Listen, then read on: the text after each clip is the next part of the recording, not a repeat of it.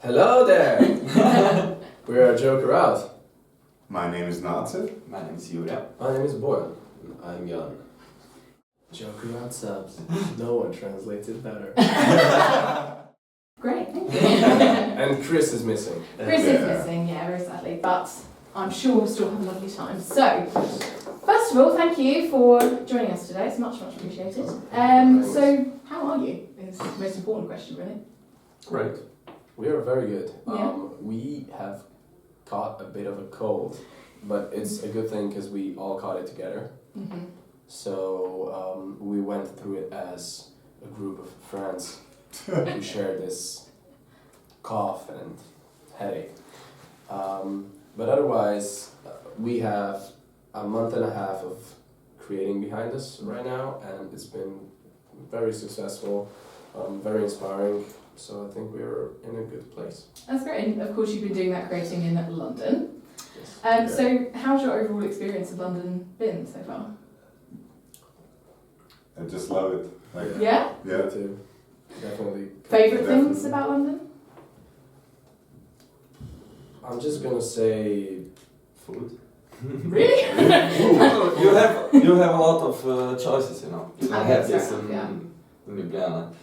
for like ordering food. Yeah. Mm. Okay. What? I just say the general vibe of like everything. It's The size of London. I cannot wait for myself to wake up and just go out and feel like wow. So you've been able to get out into the city a bit, experience it. Yeah. That's good. Any least favourite things? I'd say the distance, to be honest. Like if you want to go from one place to another, Yeah. it takes quite a long time. Mhm. The underground solves that, but like just until midnight. Have you, I was going to say, have you got used to the tube yet? Yeah. Yeah? Oh, good. And any homesickness? For me, no. Not No? for me as well. No, and you're not missing anything from Slovenia? Like we miss our families. Like Yeah, of course, that's yeah. normal. But I miss my garden. I miss a few aspects of Slovenia, but like the size of London is both a plus and a minus, I would say. Like it's good to have so many opportunities, but like if you're more of a person who likes some maybe alone time and maybe some just go to some woods in the middle of nowhere and like think about anything, it's maybe not the best place. Yeah, pretty much. there's a lot of cool parks around. There, but yeah. it's different. there's a wood 20 minutes away from Yeah. us in Anfield. Mhm. There But is. there's still people. Well, we haven't went. No, there's no people there. It's a Well, there you wood. go, you have to put it on the list before you go. Yeah, we should. It's a full-on But wood. I would not walk into that wood. Yeah, maybe not the I would do that in Slovenia. Yeah. So our Slovenian team did think that you might be feeling a little bit homesick. There might be a couple of things that you've missed. So they did send me a few things to gift you Really? to remind you of home. So Slovenia. when someone so we thought you might be able to show us and explain to us international. Weren't you talking about the match itself a few days? Can we open it now? Go for it, yeah, open it now. Somebody was talking about. You should try this. Is that And it's the gluten-free one. Yes, dominated. Oh, okay, I do this one. Come on. Oh, mate. Yeah, those are good to be fair. They sent some for me as well. Thank you. Mhm. Oh, that's so sweet. Hvala. Oh, I'm missing Chocolino so much. Šaro, vrečka. Do you know, I thought about getting a nice gift bag, but I was like, no, for No, authenticity. that's so much better. Thank you. No worries. Oh, God. And you got some tea there, I think, is that right? Yeah. And some honey, of course, if you're not feeling very well, that'd be. Have you ever tried this? No, I have no idea what it is. Oh, you have to try it. You have to try it. Oh my god, what is it? It's a vitamin orange drink. Oh, okay. And it's good. I like it. So So while you're doing that, I can always ask you about the next one. So you've presumably been hard at work writing the new album for the last couple of months. And previously you said that your process kind of involved you, Boyan, or Chris kind of coming up with a bit of a basic framework for the song, and then everyone kind of collaboratively built the arrangement. But Sunny Side of London was made through a sort of jamming process. So what's your process look like over the last couple of months? Well, there was a lot of jamming, Yeah. for sure. There were some ideas that someone brought. Sometimes lyrics, sometimes a riff or something. Yeah, I think jamming was the big part of it. Yeah. Is that working well for you guys now? Yeah, it is. We try to force ourselves to jam every day. Oh, okay. To come with new ideas. It's different. It can be very stressful. Yeah. But And how many songs have you kind of pieced together? Because Jan, you did claim 72 after the first couple of days. we're like at 350 now. 350, wow, yeah. So, There you go. I'd say we have somewhere between 7. Let's see the reaction. Do you like it? Oh, that's good, yeah. We have something called Barocca. It's very similar. It's similar, yeah. Yeah, it's good for a hangover, Barocca. Yeah, we drink a lot of Barocca. That's actually pretty good. I'll go with that, yeah. And you have different flavors. Oh, okay. That is just the most classic one. Yeah, the one. yeah. Okay, that's enough. We're not sponsored now. Maybe Joe Kraut subs can be sponsored by them. Yeah. Ooh. Mm. So, I forgot what the question was. It's alright, we can move on to the How next many songs we have? one. Yeah, there you I would say we have somewhere between 7 and 10 good ideas Okay. already, go. which is more than enough. Yeah, yeah, absolutely. And one of which you said was the most Balkan song you've ever written. So can you tell us anything about that? I mean, what makes it so Balkan? Wasn't that the It's first? definitely not the most Balkan I've ever written, in the sense of like Balkan, but I'd say that it definitely has the most 70s Balkan rock and roll vibe. Oh, okay, yeah. The groove, the feeling, Yeah, yeah.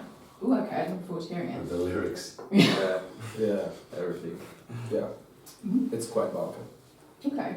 And your first two albums are quite different from one another, I think. Like, Imaginatively, you've said, is a lot of youthful energy, whereas Demoni more mature, a bit heavier, a bit more cohesive. So what's the kind of overall tone or flavour of this album looking like so far? I'd say it's quite dark. Dark. Yeah. At least from my standpoint, from writing the songs and how I feel about them, it definitely doesn't come from the happiest place. Oh, okay. Ooh, alright, fair enough. That wasn't quite what I expected, actually. Your songs have always been quite, I would say, quite cheerful. Yeah, but you know, life isn't always No. cheerful. I think that it's very good that we are exploring other parts of ourselves that aren't just the ones that we like to be all the time. Because everyone would obviously like to be cheerful and happy all the time, but it's just not the reality for anyone in this world. So naturally, it is a good thing for us to kind of delve deep into those feelings. Yeah, absolutely. And that's coming out sort of September, October time, right? Yeah. Okay. And we've already got one song, or a couple of songs from it. So Everybody's Waiting came out on the 16th of February last week. And you managed to hit 100,000 streams in the first day, right? In the first 2 days. First 2 days. So massive congratulations. Thank you so much. I personally love the song. I think it's Thank you. fantastic. Thank you. Are you happy with the responses to the song that you've seen online? Very happy. It's crazy to see how many people have been sparked to create their own art because of it, which is like the biggest accomplishment for an artist, to encourage someone else to do or try do their own thing. So that's a major success by itself. Yeah, absolutely. And Boyan, you said that this song was the kind of deepest dive that you've ever done. And it's very personal to you and some of your struggles with anxiety. So first of all, are you comfortable with us asking you a couple of questions just around Sure. the lyrics and background? So it seems to be about having a bit of a tough time with the negatives of fame, like the pressures of living life as a public person. But towards the end of the song, you say, no one's ever going to make it easier, you're the only one who can. So has it gotten easier since you wrote it? I mean, have you found good ways of managing those feelings? It definitely has gotten easier, but the thing is, I try to write the song not only about the feelings that I have, but I also try to incorporate what people who I've talked to have told me about their own like encounters with anxiety or depression or anything like that. So I really just try to connect my world to a general world on the same topic.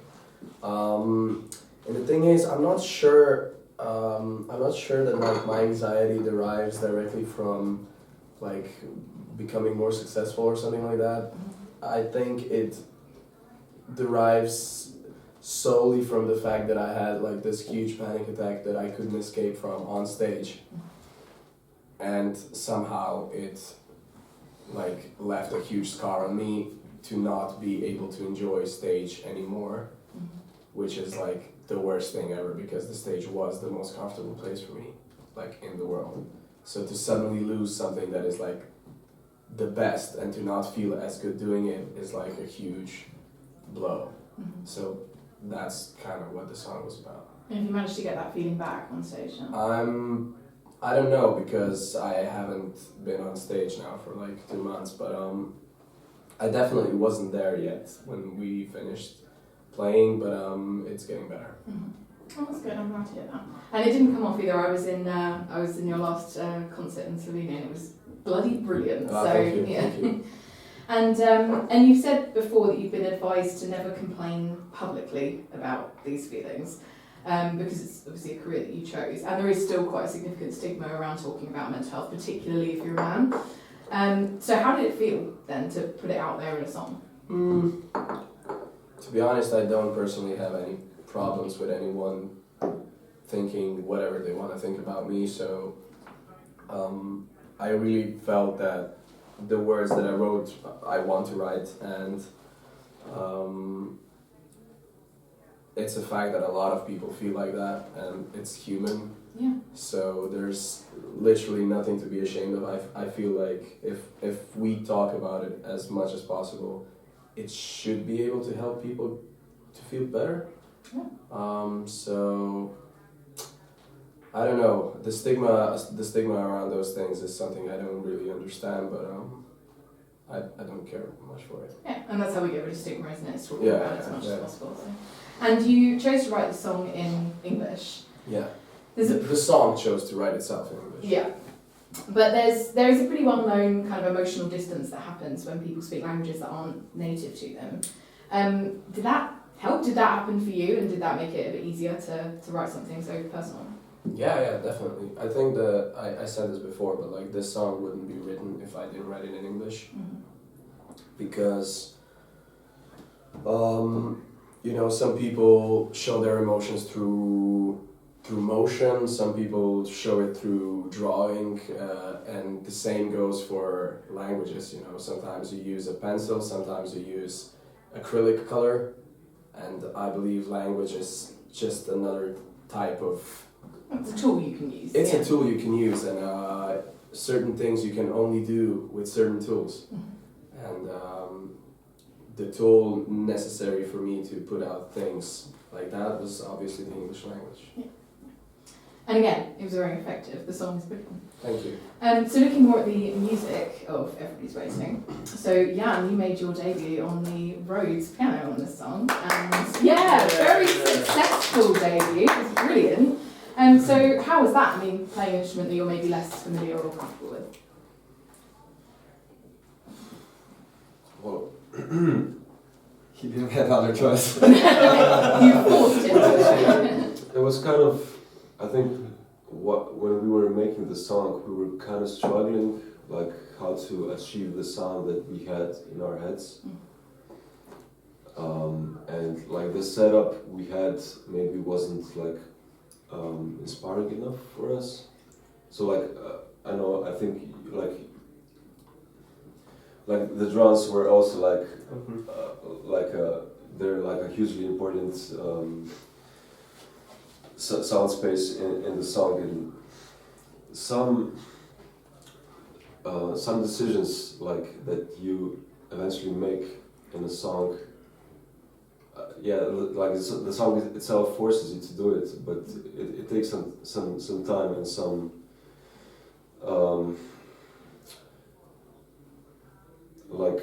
just not doing what you know how to do. Yeah, like you and Jara, like yesterday had a talk about basically like the mindset The of mindset, a yeah. musician.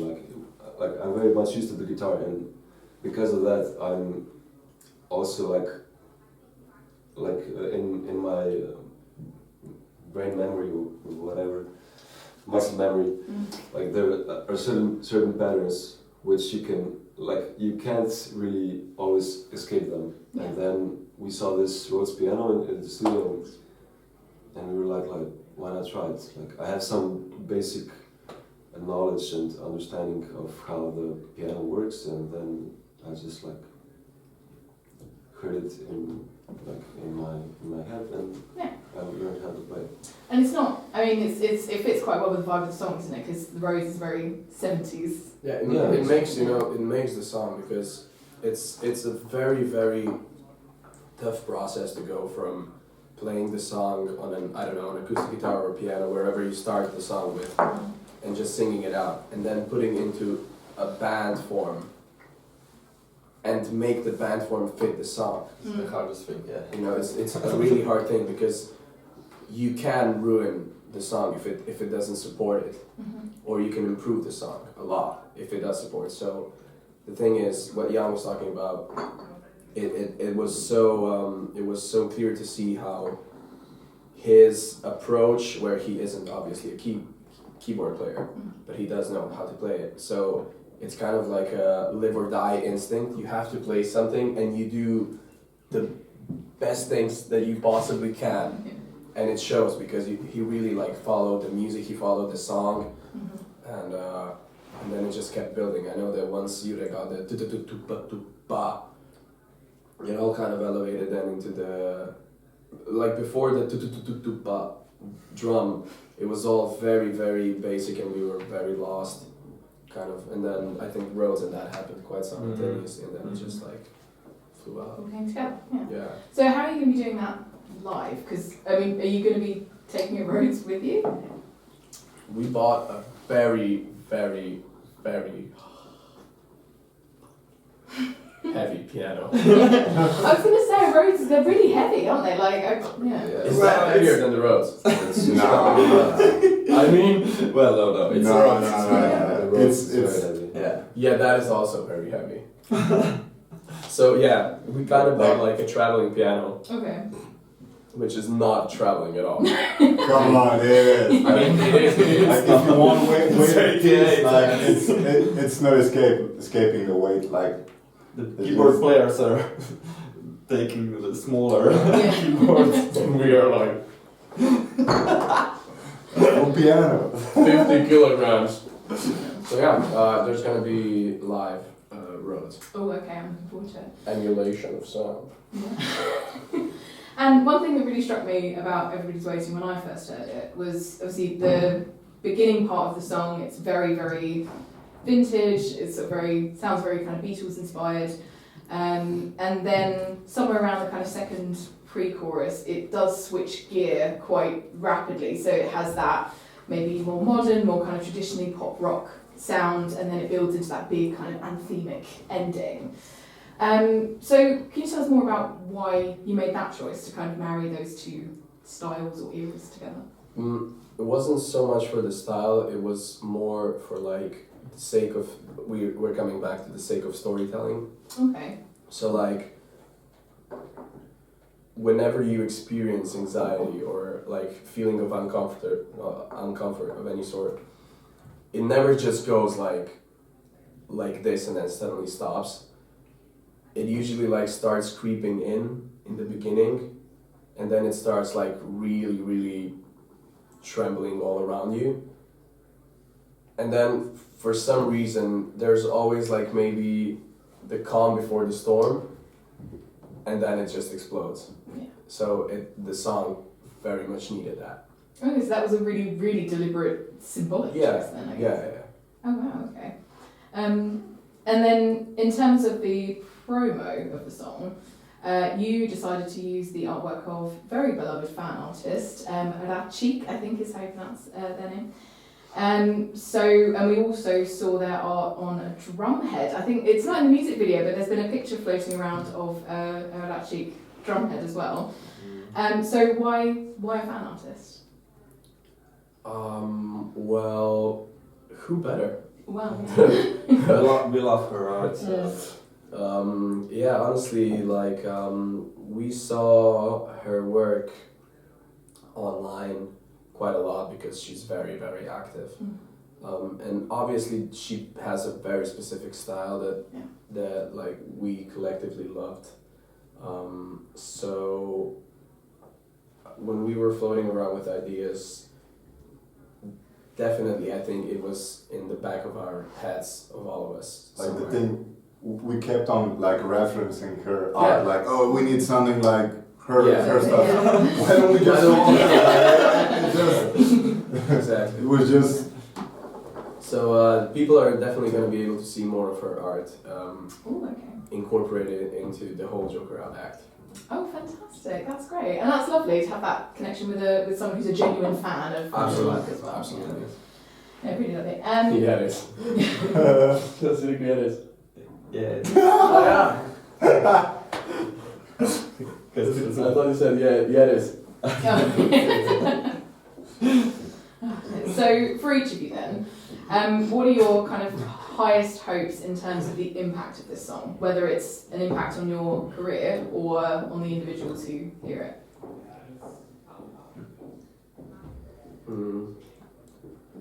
For me, I'm very, very happy with the healing or like a calming effect on people. If they can manage to find themselves as protagonists of the story, I believe it's a good thing. So I'd be very happy with that. And of course, there's always like the possibility of global domination. Of course. So To the well, fingers crossed. Yeah. Yeah. You agree?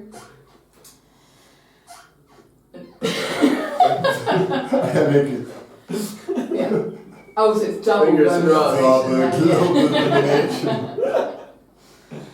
And then across the whole album as well, I mean, it's going to be quite an important one for you guys because it's your first since gaining a pretty sizable international fan base, right? And I've always kind of thought that your approach to your career has seemed pretty planned out, like you're not winging it, everything's kind of organised months or years in advance.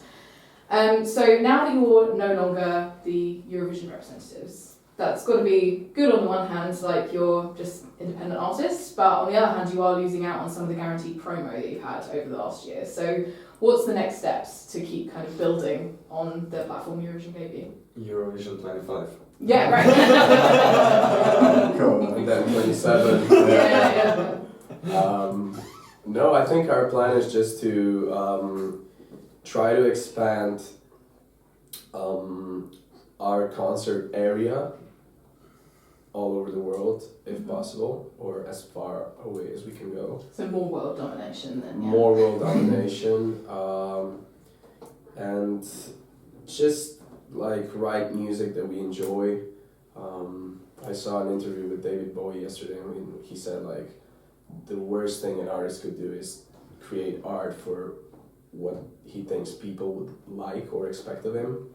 And I'm very happy that this album is definitely not something that anyone would expect of us. Oh, what do you mean by that? I'd say it's like a very different approach to songwriting and to arranging and to everything from what we had before. And when you listen to us play it live, when we do it in the rehearsal space, it sounds very natural for where we are at this point of life. So I'm very happy that we're doing something that we feel like doing, not just something, because like obviously we know which songs work the best Yeah. from our catalog, and like it would be the easiest thing to just try and replicate the most successful Yeah. songs in like 10 different ways, and then And that would also be very boring for you, I'm sure, yeah. no, yeah, it would be it's like suicide. Yeah. But I'm happy we're doing the exact opposite of that, so that's good. Yeah, I'm sure that'll keep you creative if you're constantly switching it out. Yeah, absolutely. And we're going to hear some of the new songs very soon, right? Because you said you are going to be playing them in their unreleased, you know, sort of early stages version on the tour. Yes. So very exciting. So how are you feeling about debuting some of your new songs? I'm quite happy, like, to change the playlist we play now. Like, just to do something different on stage is. I was going to say, some of the songs you've been doing for like 6-7 years now, and you gig quite a lot. Like, Yeah. it must be, I mean, you must be looking forward to doing something different. The thing is, like, the second album came out in like 2022, right? Yeah. So we only played maybe 80 shows, More. maybe 120-ish shows. Yeah. Mm-hmm. Yeah, which is quite a lot, but you know, it's not 20 years of playing those songs. Yeah. But somehow it's so intense, and we're playing when we play so much that I'm looking forward to changing the playlist as well. Mm-hmm. And also, I cannot wait to see how the songs that we're gonna play will very naturally take another turn at some point, because we'll see something doesn't work or something could work very well. Mm-hmm. I think Jan has something Oh, really cool. oh yeah, I mean, keep revealing it. I'm just stretching a bit. I didn't want to interrupt you. No, you're not interrupting at all. I finished my Okay. very mixed statement. It's the first time after a very long time that we'll be playing the songs before we record them in the studio, because like a lot of work in like the final arrangements is done at least with us in the studio. So it's gonna be fun. Like it's gonna be kind of scary, because I don't think the songs are gonna sound like 100% the same as they will on. Maybe they won't sound like 50%. Yeah. Yeah. Or maybe Well, they that's will the hear thing. the song for last time. Yeah, because you've done this kind of consistently throughout your career, right? I think you said Prototoku and Gola, Nogovorinovic, and then all of those were kind of very different versions were played live, and Yeah. then what ended up on the album was quite different. Sorry, do you remember? Prototoku, because he had 2 or 3 versions. No, but I don't think he was. Were you in the band already when we played on Tobachna? You weren't there. No, but the first time. You remember when we played? So, Protitoku. I wrote Protitoku, but there was no lyrics whatsoever. And we played it because we needed a song. It was Butterfly. Oh, yeah. Remember? Through my mind you fly like a butterfly, like a So butterfly that's- in July. Those were the lyrics. Seriously? Yeah, I just remembered this. I think Mazen Musli also had some other. Mazen and Misli was, so we played at a festival in Slovenia, Streets, and Mazen and Misli were added to the playlist because, well, we needed original songs to be added to the playlist, but there was no chorus. So I remember we were playing foosball in the backstage, and I was like, "Fuck, I need a chorus. We're going on, we're going on stage in 30 minutes," and it was like, Dej mi vse, da preslikam si spomine, pride moja barva zmine in poveva si vse. Just random shit. I think there's still a video. There is. I have it on my Instagram somewhere.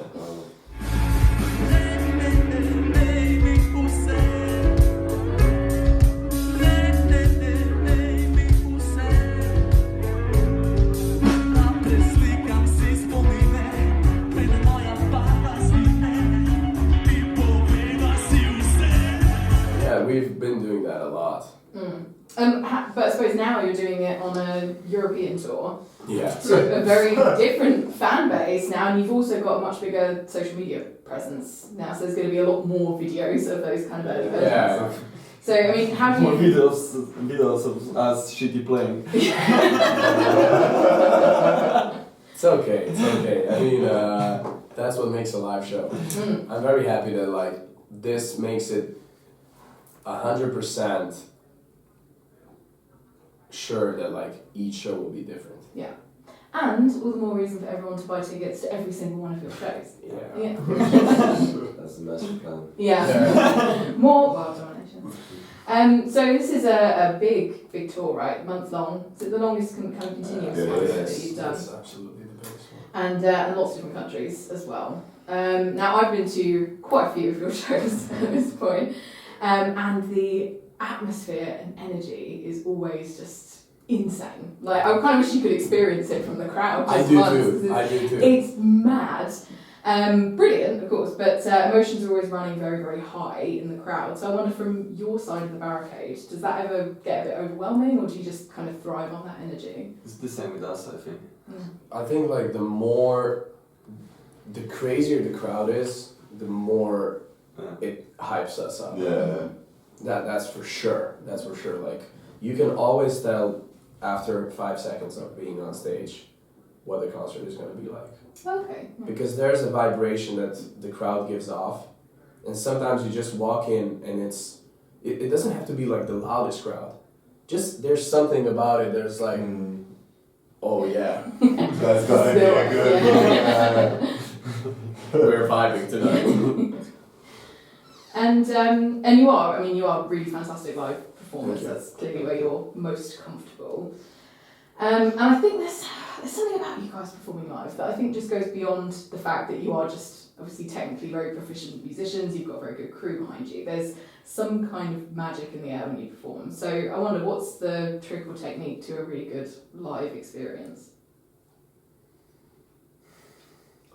I think there's no. I'd say all members enjoying the music, Mm-hmm. like legitimately enjoying what we do, because I do know that like each one of us is into every single song that we do, so that is a big one. And also us being friends and like just kind of knowing that this is literally the best job in the world that you can have.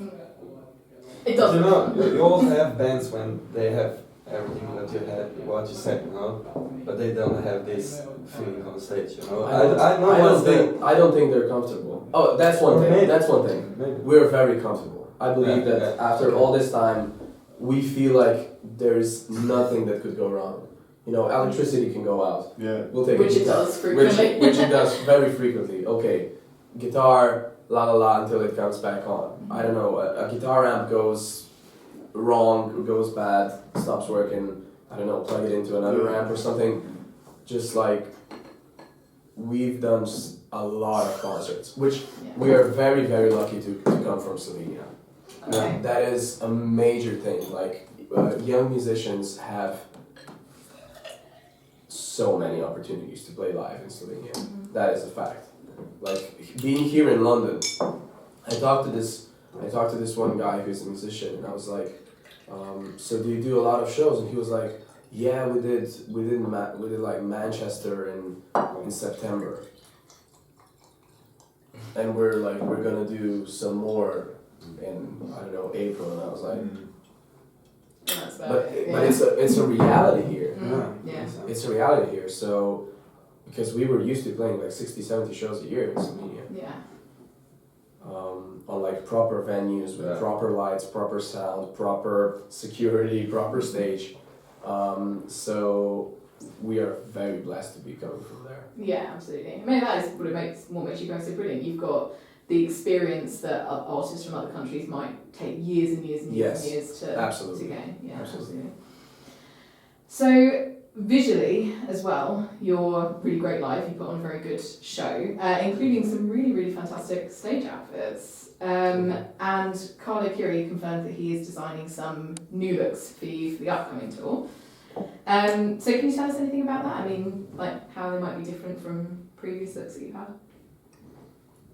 Well, we didn't saw. You haven't seen it yet? yet, so Oh, no. we don't know.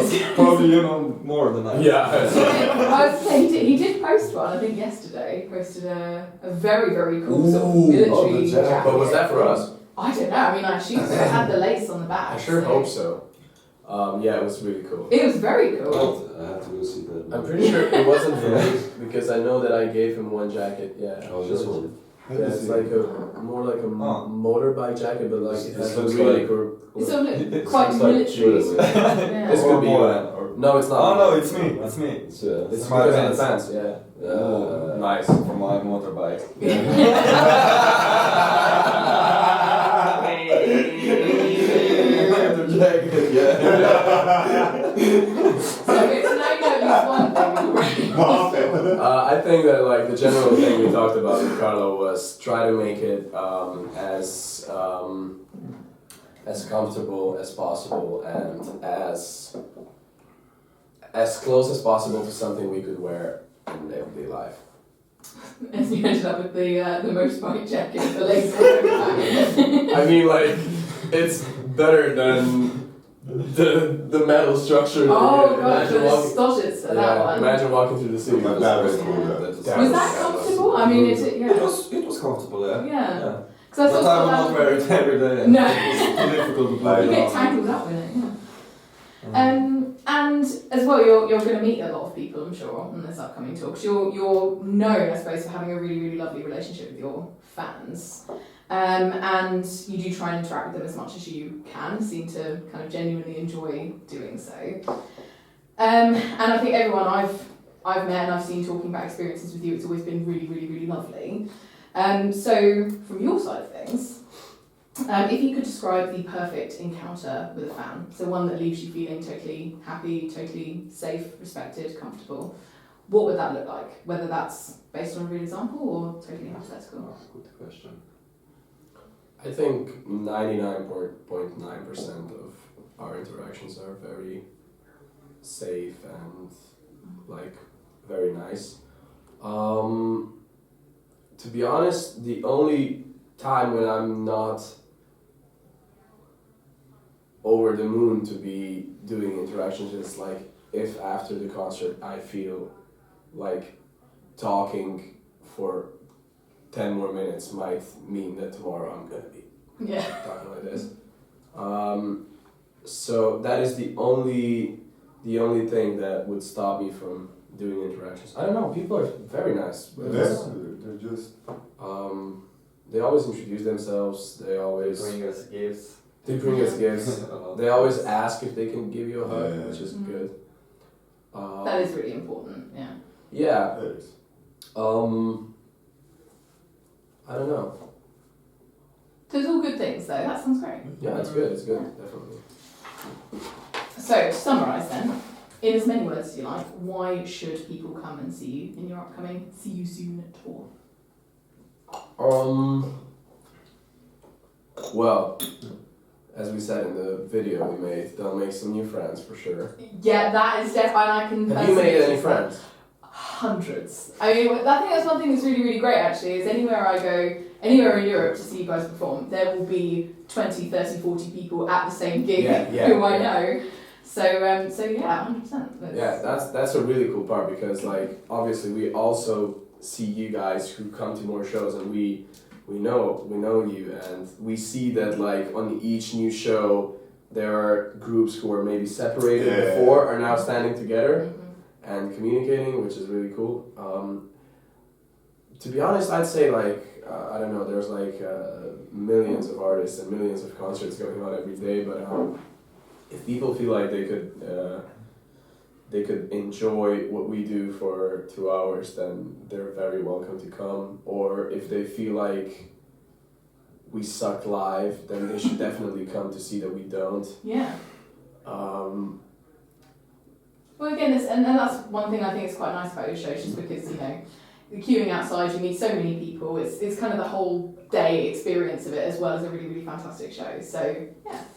Thank you. Worth going. It's very nice to hear it from someone who is an expert in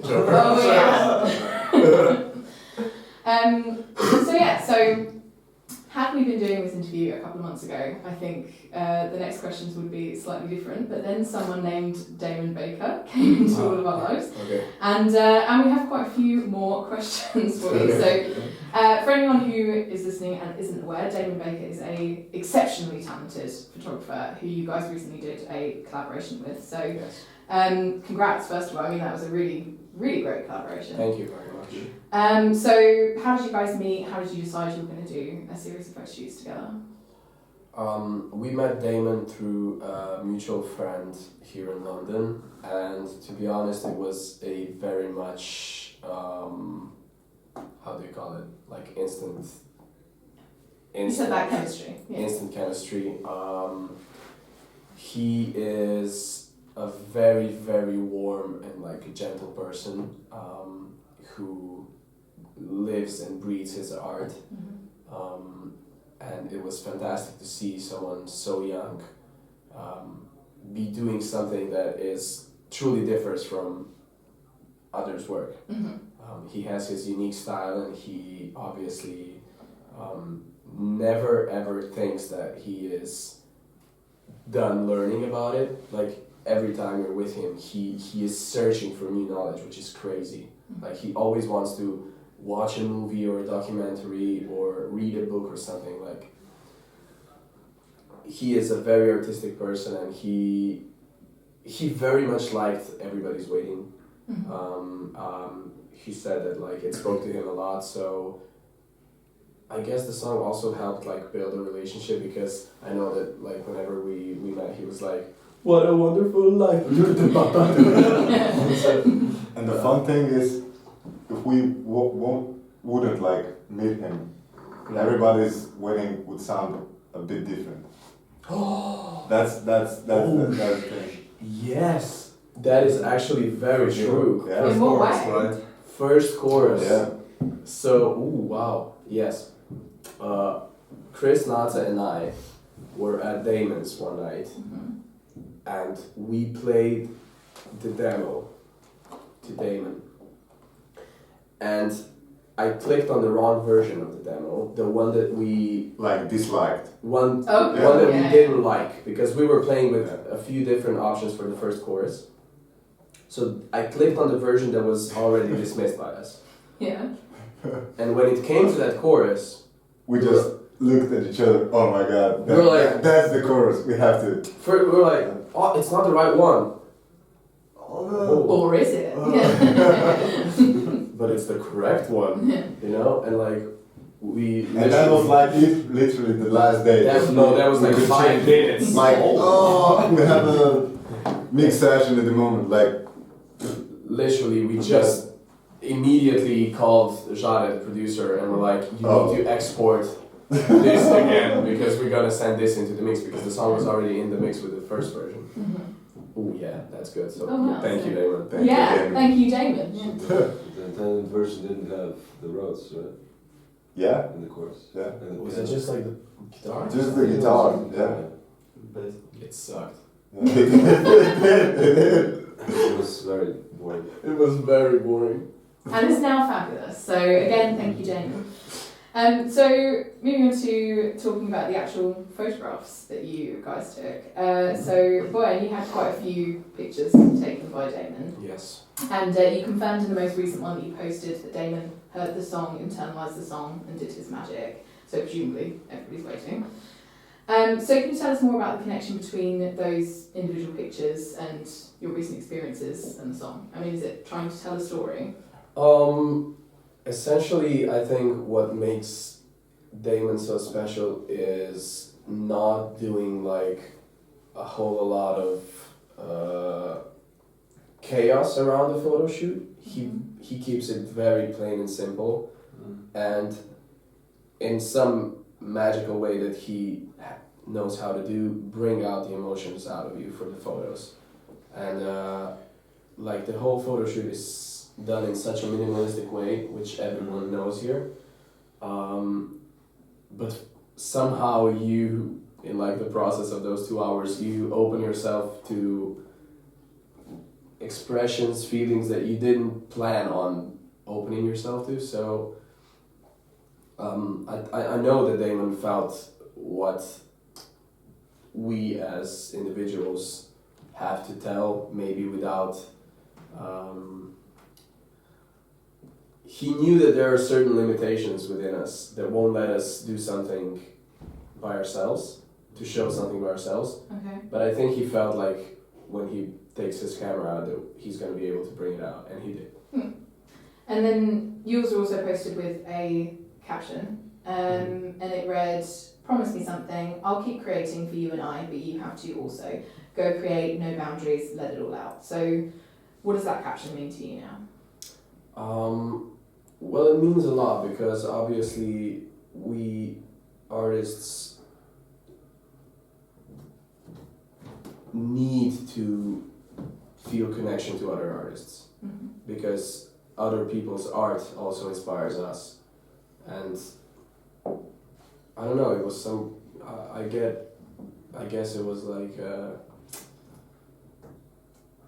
just a Damon's way of reassuring that we're gonna keep doing this in the best way possible. But I don't think he was only referring to me, to be honest, because Damon was also very surprised by the amount of fan art created. Because, like, if we're real for a moment, he photographed all the biggest stars in the world. Literally all of them. And he said he never experienced something like that after the photo shoots he did with us. So I believe it sparked something in him that he was like, he didn't say just to me, let's keep creating, he said to everyone, like to all of his followers and to new people who saw him. So yeah, I know for a fact that this collaboration made him very, very happy. Yeah. Oh, that's great. Yeah. Yeah. It made the fans very happy as well. Yeah.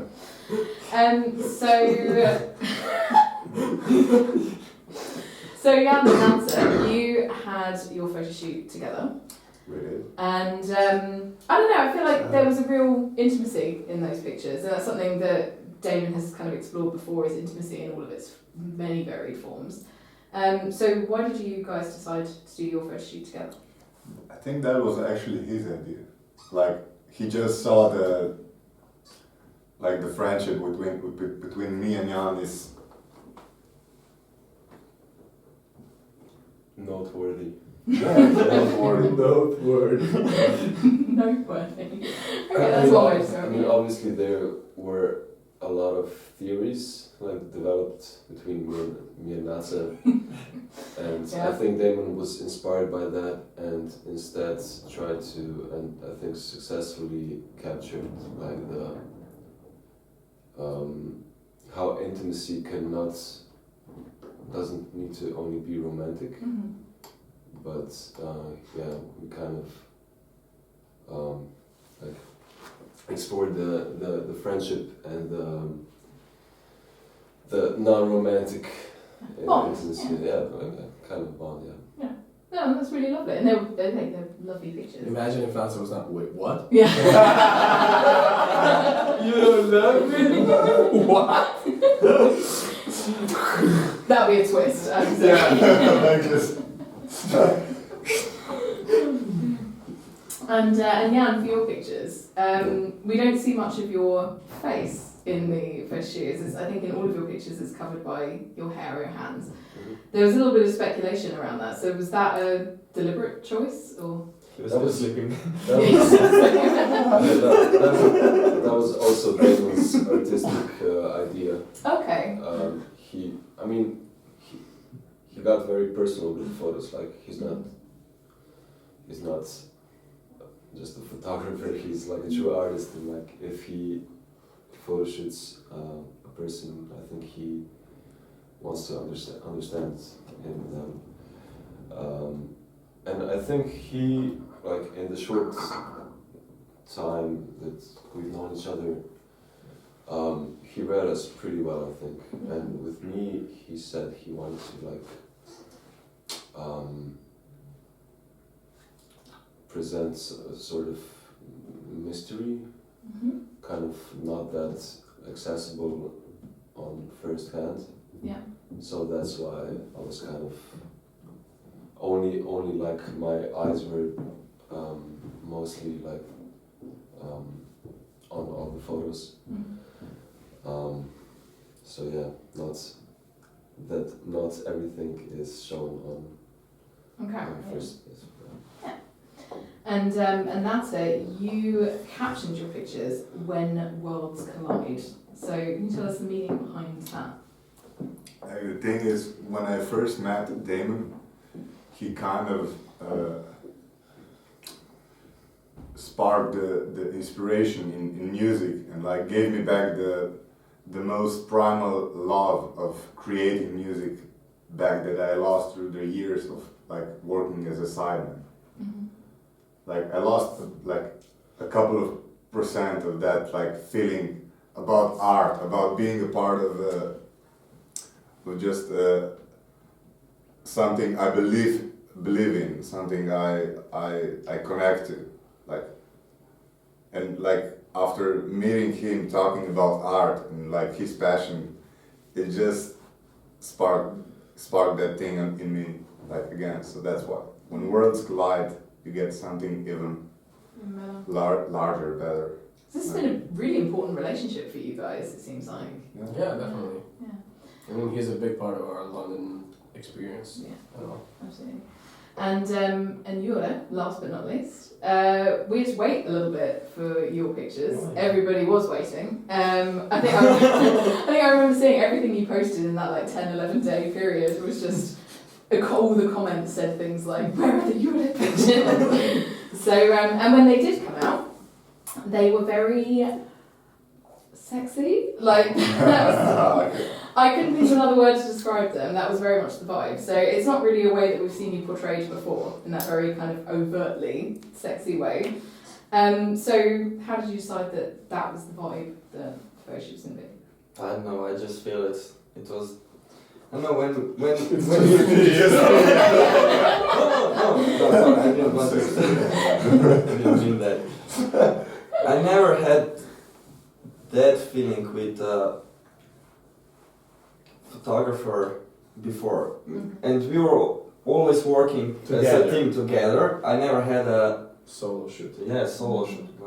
No, I didn't have it like this, and it was so simple, and I could smoke in his apartment. It's like, okay, I'll just chill here and smoke and just do your job. I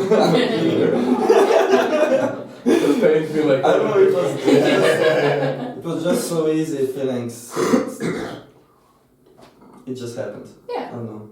So you just relaxed. I was not thinking about it. Yeah. And you had a few fan references in your shoots. You had the Baby Boo merch socks on. Oh yeah. And you also had fan art in the background. Yeah. So Damon's work, he printed it. yeah. So Thanks for artwork. Thanks. So I was gonna say why so many fan references? Sorry. Why so many references to the fans in your photo shoot? I don't know. I didn't plan that. No. I just woke up that morning. I saw Baby Blue socks. I was like, okay. I put this on. Yeah. I came to Damon's house and he put that artwork onto the wall, and I was like, okay, let's do a photo here. Yeah. This said, yeah. Yeah. It just happened, yeah. I remember when we talked to Damon first before doing photos. He was like, "We should do photos," and we were like, "Yeah." So where are we gonna do them? Like, cause it's like 5 of us. Do you have 5 of you? No. I'm gonna do each one separately. Like, oh yeah, cause usually we do a bunch of no. Oh honey, no. But it's nice, and again, he captured all of you really well. It's like, again, they're fantastic pictures. So if you had to pick a single image each from the shoot that was your favourite, whether that's of you or of one of your bandmates, which do you think it would be?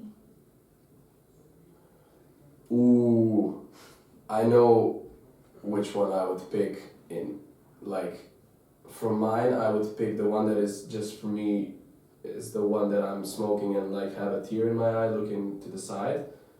But my favorite is Jure's when he lifts his sweater up and like, I think you have your hand in the pocket. Yeah, that's the best one. Sid Delicious. Yeah,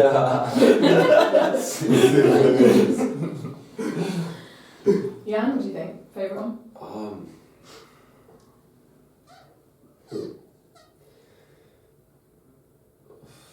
Out of mine, maybe I like this one and the one which I have like kind of arms in my.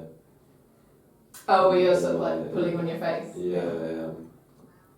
Because it was something that I like felt like it was the right thing to do, Mhm. like to express myself. I mean, all photos are so cool, but